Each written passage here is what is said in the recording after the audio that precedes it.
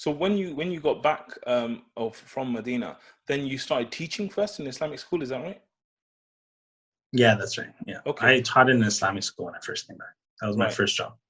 And so then did you just start Al-Maghrib on the side, or did you quit the job, or how did you do it?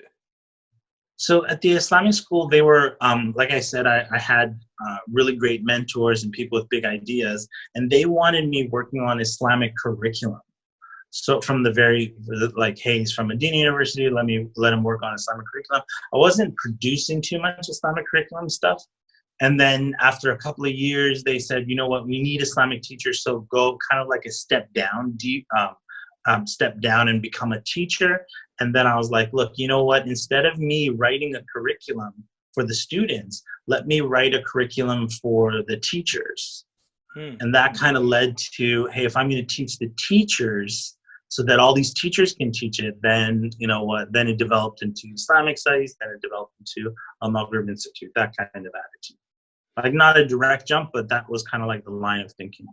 So did you just kind of like practically, what did you do? Did you just start like teaching them first, and then you did some courses on your own, like a 1 day course, or like, because we just want to get into like the nitty gritty of how did you start this huge thing? Because when you look at it now, it just looks like impossible to start, but obviously, alhamdulillah, you did start it. So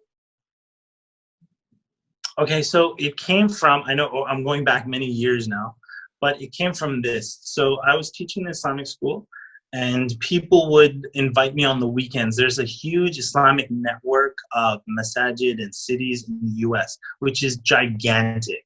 mm, Like, if I lived in the US, I'd probably never leave, just because there's so many invitations and masajid and cities.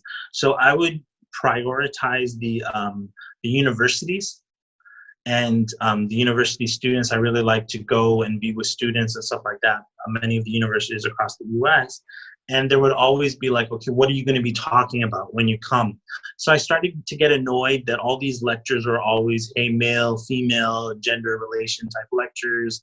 And I'm just repeating myself, and nobody's really learning anything.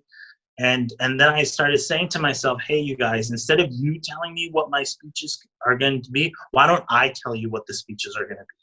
And instead of me coming and teaching like something for real over the weekend that you invite me, and instead of me coming for 1 weekend, why don't we do 2 weekends and actually make it like a real class? mm. And then why don't I get it accredited?